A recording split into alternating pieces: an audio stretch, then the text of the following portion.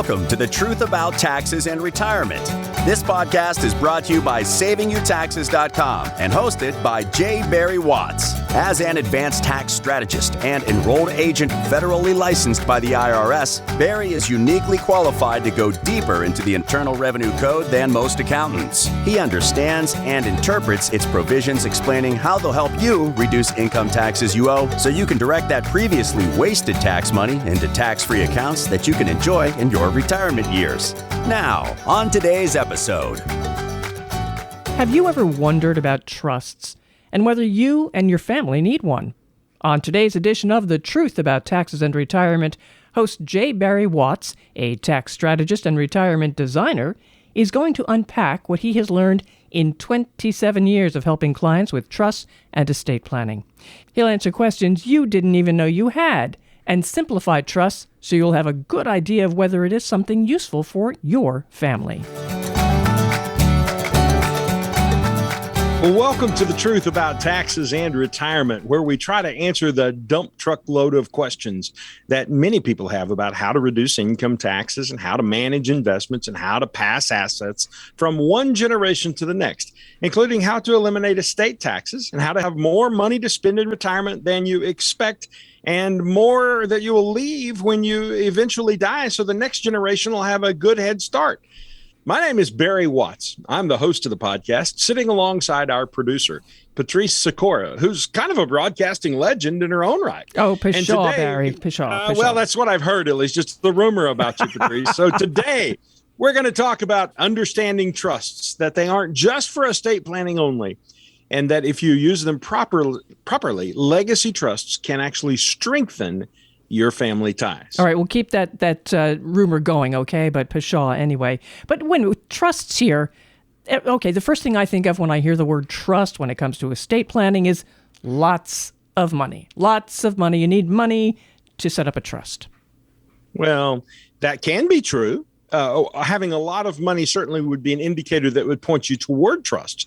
But one of the things that we're going to talk about in today's podcast is about how there really isn't a dollar amount that's attached to whether or not you should have a trust. There's a whole nother set of issues that are involved. And I'm not here, Patrice, to say you should have a trust or you shouldn't have a trust. In fact, I think that's one of the fundamental problems in the estate planning design is that, I heard a guy once say, if you go to a cabinet builder and show him your blank wall and ask him what he thinks you should do with it, he's going to tell you should build cabinets. Makes sense. And I know well, it sure does. I had a call just yesterday from a client in Joplin, Missouri, of all places, who's it's always my brother-in-law says that his sister's uncle's cousin told him, these are the kind of calls I get sometimes. But this lady in Joplin, Missouri says, hey, my brother just moved back to Missouri from Texas. And his attorney is telling him his Texas trust isn't any good. And so he needs a brand new trust and he shouldn't. In this case, the attorney said you shouldn't pass your assets using transfer on death or using the beneficiaries on your IRA accounts. You should just put everything into the trust. And of course, I don't know if that's what the attorney said or not. If it's really what they said, I can just tell you they're wrong, and I'm not an attorney. We'll get there in a minute. But I can tell you that there's a protocol in the way we think about these things. And if the information that came to me on the phone call was correct, well, then it's all wrong. But that's the whole point, is this is such a confusing topic. So what I'm trying to do is just cast light with as little shadow as possible to help people understand how trusts work and whether or not trusts are appropriate for them and for their family. Now, I mentioned to you that I didn't go to law school. I'm not a lawyer. I'm not practicing law. I'm a layman speaking to laymen. But I've got 27 years worth of digging through these things, so I do understand how they work. And I would tell you that from a legal perspective, you should always consult your attorney to be sure the information you're getting is the information that helps you the most. Now, Patrice, here's what I'm going to do today, is I'm going to approach this in a way that first gives you a broad background and understanding about trusts and how they work. And then we're going to work through some questions that I often hear from people who are considering trusts as the solution to whatever they're dealing with. So let's start with the question, what is a trust? Sounds like a great place to start because it's, as you say, there are so many confusing stories around them. Well, yes, and some people, I actually think some people think they need a trust because it makes them feel... important? Yeah, kind of. It's like, ooh, I qualify for a trust. And then I think there are people who want a trust because they feel like, well, if I have a trust, I've done what I was supposed to do. And neither of those is true, by the way. Just because you have a trust on your shelf, if you haven't funded your trust, it doesn't even work for you. And secondly, you might not have needed a trust in the first place. So let's deal with this concept. What is a trust? A trust is a simple way, or simply a way, to give property to someone, either a person or an organization, but continue to get benefits from that property yourself and maintain control and influence over that property until such time as you die. And then in some cases, depending on how the trust is written, you can still maintain control or influence over that property after you have died. So think about it this way. A trust is a box that you can put an asset into.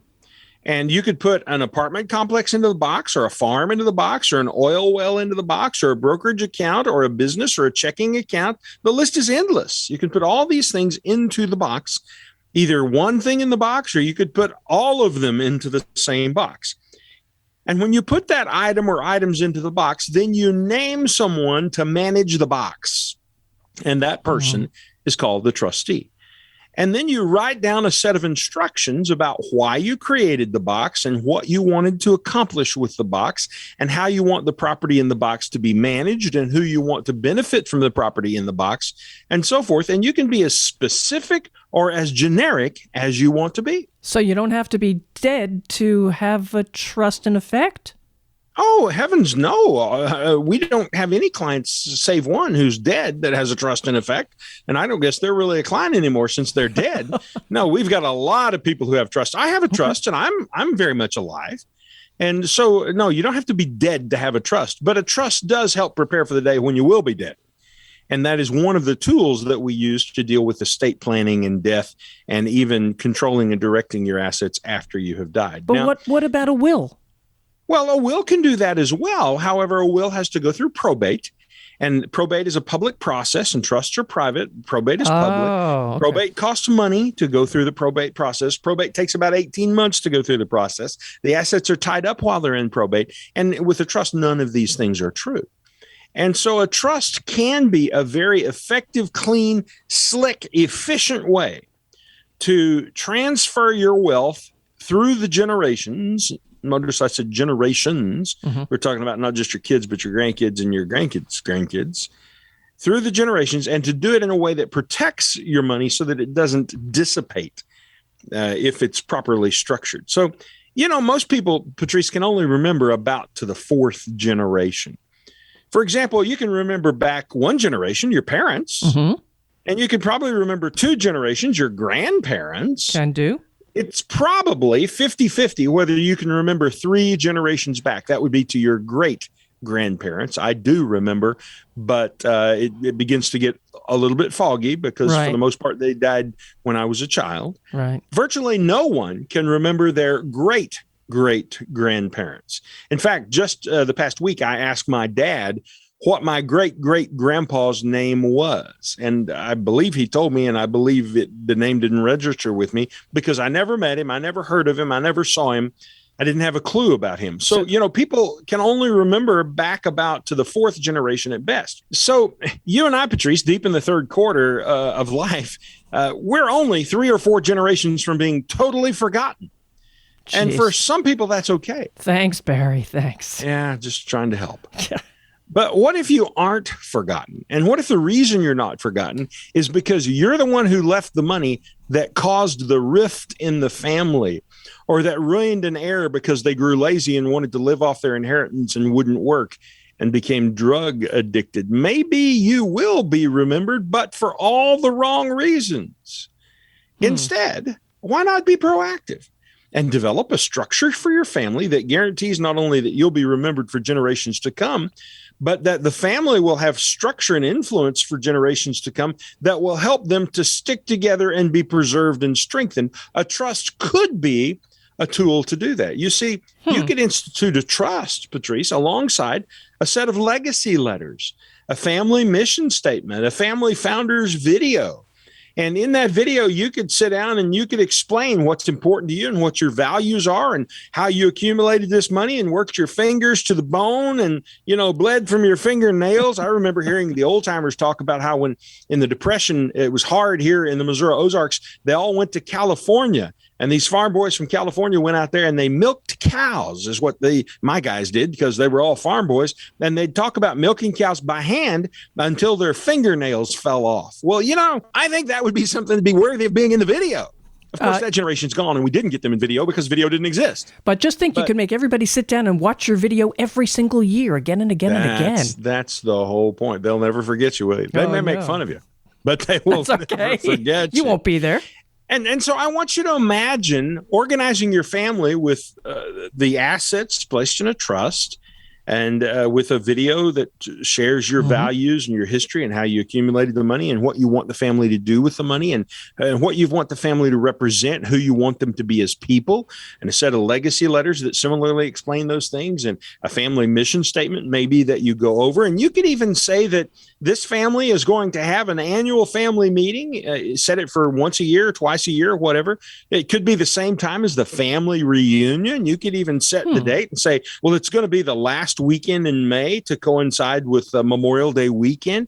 And that could be the meeting, Patrice, where your vision and values would be recited to your family, where the family was involved in deciding how the family trust would make this year's charitable gift, to what charity are we going to contribute it, and where the family loaned the next generation money to buy a house or start a business. You could create a family legacy that is so much larger than you ever dreamed or imagined. And you could even say that in order to get the trust generation, everybody who is going to come and get the distribution, I should have said, from the trust, in order to get distribution from the trust, you have to come to the annual family reunion and legacy conference. I love it. I really do. I love this idea. And I'm not trying to be difficult on the family. No. I'm trying, one of the things that I respect, Patrice, is I've got around me some families that are very cohesive. And they stick together and they love one another and they vacation together some, and they have holidays together and they celebrate mama's birthday together, and the families are stuck together. And then we got other families that are just scattered, high, west, and crooked. My goodness, they're everywhere and you can't ever get any of them together. And everybody's got a reasonably good excuse for not being together. But the big reason they aren't together is because nobody ever put their foot down and said, our family's going to gather on this weekend of the year, and everybody's going to be here. And if you expect to get your part of the distribution from the trust, you have to attend this meeting. Quick question. I just like that. I'd love it. But a quick question, Barry. Suppose you had a trust, you had everybody coming together, and this lasted for a generation. Could the following generations change that value statement? Well, no, it's you. It was your video. They can't change the value statement. They don't have to adopt the value. They don't have to believe anything that you said. But the idea is that these are the things that grandma believed. That is our heritage. That is our legacy. And it's been passed down. And so mom and dad believed the same thing. And now we, the grandkids, as we're growing up, get to choose, are we going to believe the same thing? Because that's what grandma believed. And if we deviate extremely from the things that grandma articulated, the trust may actually have language in it that would essentially cut us out of the trust and not allow us to get our part of the distribution. So it's just a tool that helps you to keep a cohesive family. And while you and I love this idea and say, man, this could be really super cool, there are people who are listening to the podcast who'll say, well, that's all neat, but we just simply don't have that kind of money. And it may be true that you don't have to admit, that does come to mind, But let's just think about what that kind of money is. Let's say that you left only $1 million in a trust. And I don't know where the line is, but let's just pretend that you left $1 million of trust. And let's say that our trust earned 10% per year. And let's say that your instruction in the trust was that 50% of the earnings stayed in the trust to grow, and 50% got paid out to all the beneficiaries. Well, your trust in that case would then double in 14 years, and your $1 million would be worth $2 million. Still not a tremendous amount of money. But in 14 more years, it would be worth $4 million. And 14 years after that, it would be worth $8 million. Now we're beginning to talk about some real money. So you see, it's possible for you to leave a real significant, impactful legacy. And 100 years from now, people you've never met, but who bear your name, who are your heirs, could be managing $100 million in your legacy trust. Wow. And remembering your name and being influenced by your values and your legacy, all because you chose to plan today and built a structure to accomplish that. You know, I never considered that in my lifetime I could leave a chunk of money like that and a legacy. Okay, it's not Rockefeller, it's not Vanderbilt, but it's not bad. And I would like to think that my kids and my grandkids would say, thanks, Grandma. Thank you. Well, they won't all say that, because somewhere you'll have a grandkid that'll go bad, probably. I guess there's an odds that any of us will. But the point is, maybe there'll be a grandkid who teeters on the brink, but who, because for years growing up, he heard Grandma on the screen speaking about these values. He heard the legacy letter written. He heard the family talk. He heard the one really solid uncle re-emphasizing how important these things were. Mm-hmm. Maybe praying over the family. I don't know. Mm-hmm. It could be that kid who was teetering comes back to the family and doesn't go bad because of this legacy framework that is built. So I really, really, really, really respect people who do that. And quite frankly, I want to be a person who's done this. And I have done much of it, but I even realize as I talk in this podcast, that there are lots of things that I still haven't done. Are you going to do them? Well, yes. In fact, I'm going to be meeting some of my kids this weekend. I say some of my kids like I have a train car load of them. You got two. I got two. That's exactly right. And I'm going to meet one of them this weekend. So, I guess that's some of my kids. But she'll have the boyfriend there as well. And he's been around a while, and I think he might be a stayer. I'm not sure. So the point is that I want to begin the talk of having a conversation with them about, what could this look like as we go forward? And as I think about my own situation, I've got a trust, and I've got a farm, and I've got an offensively large house that was built back when we all built offensively large houses, which we don't do anymore, and I wouldn't do again. But, once you built it, you kind of got it there. And so it occurs to me that I could use my wealth to not only keep that as the place for the family to return to, kind of the family retreat place. And that could be where the family meetings are held each year. So everything that I accumulate could be designed to keep the family together and keep the family talking. And subsequently, each year, this video screen would get bigger and bigger and bigger that they would play your video on. And then they have to move it outside, and then we have to build a barn and show it on the side of the barn. I don't know where this goes. Okay. So, Patrice, let's just deal with this question right here. Why would we use a trust? And I've kind of already spilled the beans and given you a pretty good idea about why we might use a trust, but I want to give you some actual bullet pointed reasons where a trust might be effective. The first of those is asset protection. You see, the trust that you establish could protect your assets and your children from financial loss. For example, in the event of a nasty divorce by one of your kids or grandkids. If you structure it properly, your trust could protect your assets from a nursing home or even from a lawsuit. And, liability attorneys are just looking for deep pockets. And if they think your pocket is deep, it doesn't have to be deep. If they just think your pocket is deep, well, that, even more than your responsibility, determines whether or not you get sued. My co-host Eric has a story that he tells, and I don't remember its details and can't tell it as well as he does. And unfortunately, he's not here today. But he tells a story about there was a little boy here in Springfield, Missouri, who was killed in the crosswalk at an elementary school. Oh. And the kid, it was supposed to have gone to school, and he ran away from school or something and ran back home. Anyway, the boy got out in the crosswalk the crosswalk was kind of in a bad place, and he got hit by a car, killed him. And Eric has a cousin, I believe it is, who happened to be in the drop-off line watching all of this go down. Oh, and she's just a lady sitting here in the car, and she just saw it happen. That's all. Oh, God. And so, of course, when the police report was taken, well, they took her statement about what happened. Would you believe she got sued for that little boy's death? What? As if she should have prevented it. And why was she sued? Well, the answer is because she had insurance, and they knew that the insurance company would settle what before they would go all the way to court. because it was cheaper to settle than to go to court. That's the racket that lawyers run sometimes. That's frivolous, though. That is a frivolous lawsuit. Yeah, but it works, and it happens every day. So my point is, a trust could be a source of asset protection that says, just sue me all you want. You may even get my insurance, but you won't get the rest of the assets. If you've properly structured the trust, it can protect against those things. Now, if you don't properly structure it, the trusts are pierceable, and you can pierce the veil of the trust, go right into it and collect the assets. So this is something we have to be careful about. Now, the second reason that you could use a trust is for tax minimization. There are types of trusts that can avoid estate taxes. And with the move toward socialism in our government, and there's this idea even in Congress right now that they're going to reinstitute estate taxes for the middle class. But there are trusts that can protect your assets from that kind of danger. So that's something that we might use a trust to achieve. The third thing that we might cause us to use a trust is just simply privacy. I mentioned to you early in the podcast that if you let your estate go through probate, well, that's a very public process. But trusts are a private process. Nobody gets to stick their nose under the tent and sniff around in a trust. And so one of the questions we often ask clients when they're sitting down with us the first time is we'll say, well, tell me about your estate plan. Is it public or is it private? And of course, they don't know what you mean, but it's a wonderful opportunity to say, well, here's the difference, and here's how these are built.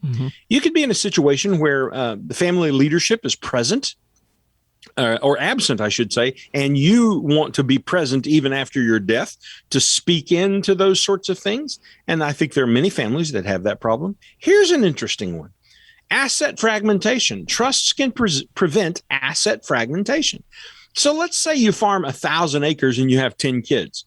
Do you really want, when you die, to bust the farm into 10 100-acre tracts? Or should the farm remain in trust and all 10 kids benefit from the trust, but we didn't break all of the acreage up? Right. Or let's say that you had an apartment complex with lots of buildings, or maybe you've just got a good, successful company. A friend of mine has a company that has over 280 oil wells. Now, do you think you'd be better off parceling all those oil wells off to the kids and the grandkids?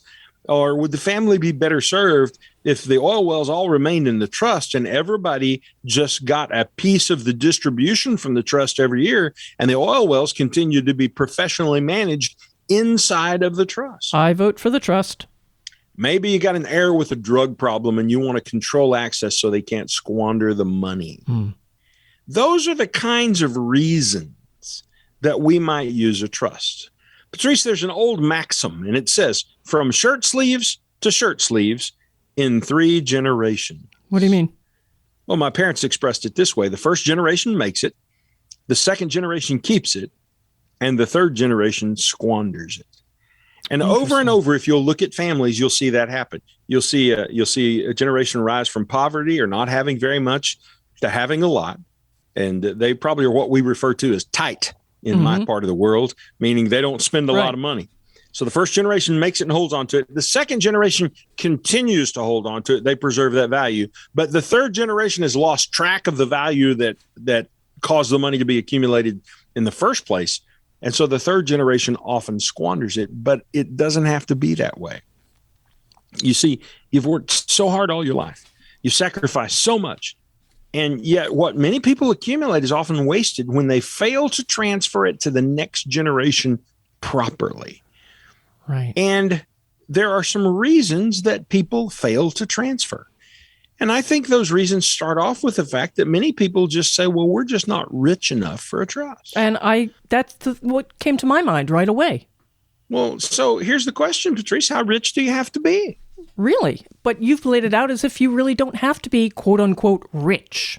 No. You need to have a little money, obviously. But there is no asset benchmark. Trusts can be used to provide control and direction to your family and protect your privacy. And there's no dollar amount required to purchase that control and direction and privacy. Anyone with any amount of money can have a trust. Now, there are people that it probably is overkill for. It's probably not necessary, but anyone can have a trust. And the second reason I think that people don't have trust is they say, well, a trust is just too complicated.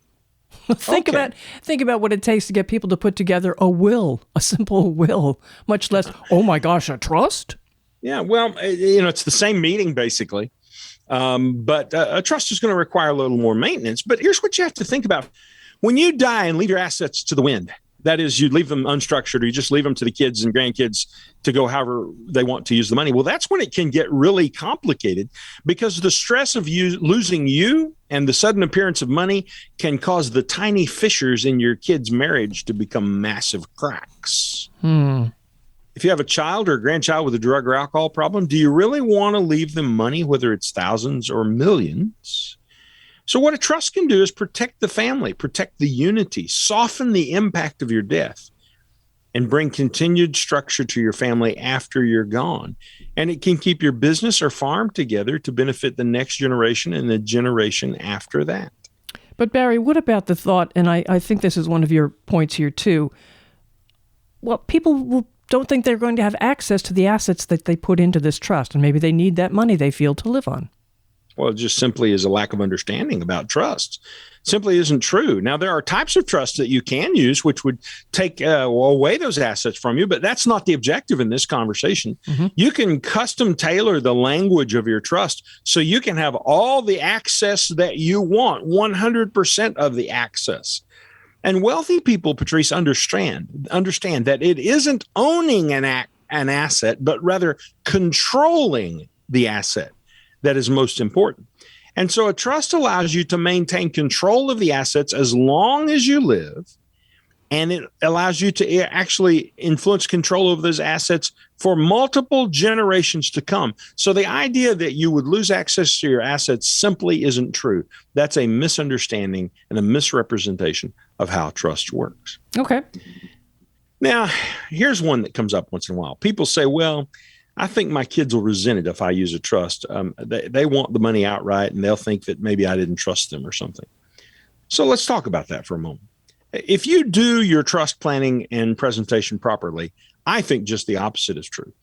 Instead, your kids will actually pull together on the same side of the table as a team, all for one and one for all, at this annual family meeting where we're discussing how much money the trust made last year, and the meeting where they're going to get their distributions. You see, we spend a lot of time with our clients helping them craft family mission statements and write these legacy letters and record their family video, things that allow mom and dad to tell the story of how they got there, what values they hold dear, and they hope to see carried forward in the family name.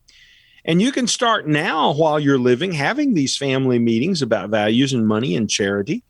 And then you can even invite the young people into those meetings so they start sniffing this, learning it when they are, preteen even. And then those things are far more likely to carry forward when you're gone. So in effect, it could also help prevent the kids from not trusting each other. Exactly. And that happens a lot. And so the idea is, if dad with a strong hand says, no, this is where the money's going to go, and you kids are going to come together and you're going to do this once a year, and you're going to have to meet and decide, because this portion of the assets is going to charity, and you guys are going to have to decide which charity it goes to, and everybody has to offer up their preferred charity. And then we're going to select from among them, or maybe give some to all of them. We do that all together. And then one of the things that we may do in the family is we may sponsor, for lack of better words, a family member who has a business idea, and they may, instead of borrowing the money from the SBA or the bank, they may borrow the money from the trust to do that. So it's a chance for the family to really work together. This is a beautiful, beautiful idea. Our society is so fragmented, and our families, even good, solid families, frankly, are so fragmented that I think it'll be a hard thing to reclaim for some families. Yeah. But that doesn't mean that we shouldn't attempt to do that. Why should we just blow the money to the wind and let the kids have it and never see one another again? And there's something, I think that would be a mistake. There's something exciting about controlling them from beyond the grave, too. Aren't you evil? Yeah, we try not to heighten the awareness of that concept necessarily. But, I think it's important for them to be influenced from beyond the grave. Let's say that. I think influence from beyond the grave is really, really important. Okay. So one of the things that people are concerned about sometimes is that if they leave money in trust to their descendants, that will disincentivize their descendants to work. And I would submit to you that I don't think that's true. Certainly not to the degree that leaving the money outright to the kids in one fell swoop might disincentivize them. In fact, I think it could cause them to come together and to work together. Your trust rather, can be structured so that they don't get their fair share of trust distributions unless they're working or they have whatever accomplishments that you want to put in place. You could say, you don't get a share of the trust unless you graduate from college, or you don't get your share unless you're still married to spouse number one, or you don't get your share unless you have children. Or I like to say vote Republican or Democrat or whatever flavor you prefer. The point is, you can actually use the trust to incentivize behaviors, including work, that you want to see produced. And a way that we help to influence that, I've already mentioned legacy letters and videos and family meetings. But how about actually giving the kids a seat at the table while they are younger so they learn about how the family finances are run? And when they're young, invite them to family meetings as observers. And what better place to teach them in a confidential setting about family business, and then to train them up on, now you don't go talking this out on the streets among your friends. This is confidential family business. I think that's a great approach. I love it. Yes. Here's something you could teach your kids in these meetings. You could teach them about the velocity of money. You do know how money works, Patrice. When you buy a $300,000 house and finance it on the bank, down at the bank, you wind up paying the bank about $900,000 for the $300,000 house. Well, how about this? Why allow the bank to make that additional $600,000? Why not allow the family trust to function as a family bank, not a piggy bank where you bust open, rate it for all the money and never put it back, but literally as a family bank? You put loan provisions in the trust so the trust can loan to family members. And these same family members have been sitting in the meetings for decades or more. And then when the loan goes in place, it has the exact same documents you'd have down at the bank, holds the kids accountable to repaying the loan to the trust. And if they don't, then the trust forecloses on their house.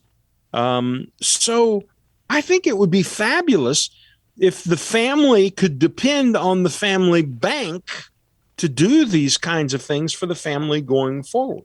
And what if a family member needs money to start a business? Well, same idea. So Johnny brings his idea to the table and says, hey, guys, I've been thinking about starting a business. Really, Johnny? Tell us about it. That's exciting. Well, Johnny decides he's going to make buggy whips. Okay. Hey, Johnny, how many buggies do you see on the roads these days? Not very many. Hey, Johnny, how many whips does one buggy require? Well, only one. But there aren't very many buggies anymore, Johnny. So I don't think a buggy whip business would be a very good idea. Do you?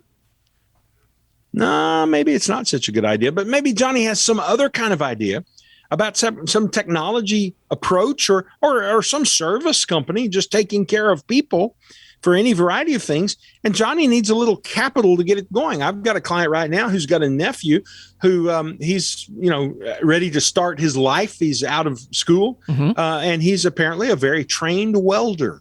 Oh. And he needs some money to buy a truck and buy a welder and, get himself on the road in the welding business. Well, what a great thing to say. I tell you what, the trust will give you a loan for $50,000 to buy a truck and a welder. And I know you've never bought a truck before, but Uncle Joe over here has. So Uncle Joe will go with you and help you select the truck that might be the right one.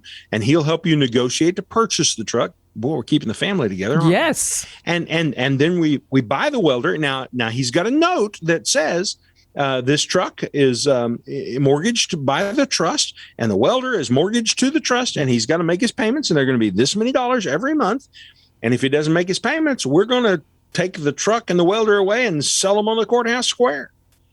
And, he's been sitting in the meetings all these years. He's going to make his payment. He's going to see the trust benefit from his payments because he's going to pay some interest too. But he's also making the family proud. Yeah. We got to help him do that. And then what are we going to do? We're going to go out and tell everybody that when you need welding done, call Johnny. Yeah. Because Johnny's the welder man. The same thing applies, Patrice, to the family farm or business or real estate that you might have in trust. You could pay one of the family members to be responsible for running and managing that asset and reporting back to the family profitably. So there's some incentive to keep your place at the Thanksgiving table. You don't want to be the guy who lost the money for the trust. And there's an opportunity for these older, more mature family members to watch over young members and coach them lovingly about it. So trusts can be used to bond your family more tightly together than you might ever imagine. And Patrice, here's an idea that I think is really cool. You could have these family meetings at a resort location if you wanted to. Oh, so every year, it just happens that the family meeting is going to be had in Florida or in the Caribbean or in the summertime in the Rockies or on the Maine coast. Oh, nice. Or in Hawaii or whatever.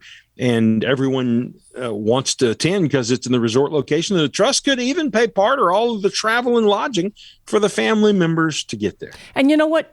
The cousins will all get to meet each other, to learn each other, to become to bond. That's it. That's what I'm looking for. Idea. The cousins can bond. Let me talk to you about one other thing that gets in the way sometimes, and then we'll kind of wrap this particular edition up. Sometimes people fear that, well, my kids will resent the trustee. All right, here's a solution for that. How about making your kids co-trustees alongside a corporate trustee? Ooh. So they're involved intimately in helping to maintain the family's business. But the corporate trustee then is responsible for filing the annual tax return and administering the estate and all the paperwork side of it. But the kids are involved in the decision-making process about how the money is managed and distributed to subsequent generations. You see, you can't resent the trustee when you are one of the trustees. I like that. So, Patrice, here's the deal. Now, pay attention, all right? You only get one chance to do this right. You've spent 30 or 40 or 50 years putting all this together. Don't let the next generation fritter it away. Instead, hold their hand, bring them aboard, have them help to manage the family legacy now while you can teach them, and then slowly hand it over to them and build structures for how it is to be handled when you are gone. This is how you build an enduring family legacy and keep families together. Mm-hmm. Is it hard? Well, sure it is. But that's why you have us. We'll help you to go through some of the hard parts to build the legacy you want. Is it expensive? Yes. You're certainly going to have some costs, but how much will it cost to send a grandchild through drug rehab? How much will your daughter or son lose in the divorce? You see, pay it now or pay it later. So this is really about family leadership. You are the leader. You've been successful. You've accumulated and built an impressive nest egg. So now exercise your responsibility to subsequent generations by teaching them the values, attitudes, and actions that made you successful and can make them successful too. You see, this isn't about a trust, a document, a vehicle to just transfer assets. This is about transferring assets that are far more important than money. The intellectual assets, the values assets. So I want to challenge you to be a leader in your family, and set your family up to experience the blessings of this kind of leadership for multiple generations. If you have a relationship with a skilled estate planning attorney, call them and get this process started. And if you don't, and you don't know where to start, reach out to us and we can help you make the right connections. Just go to our website, www.savingyouTaxes.com. And from there, you can fill out a contact form and send us a message, or you can find our phone number and call us. And I'll personally be glad to help you get started on the right path. If today's podcast has been helpful to you, please click the button in your podcast app and share it with people you care about, those who you think might find this episode helpful. And while you're at it, be sure that you are subscribed so that each time a new episode is released, it will automatically download in your podcast app. For SavingYouTaxes.com, I'm Barry Watts, the host of The Truth About Taxes and Retirement, reminding you that if you accumulate millions of dollars and then leave it to your family without helping them learn to manage it so that it benefits them and their children and their grandchildren, then you've really done wrong by your family.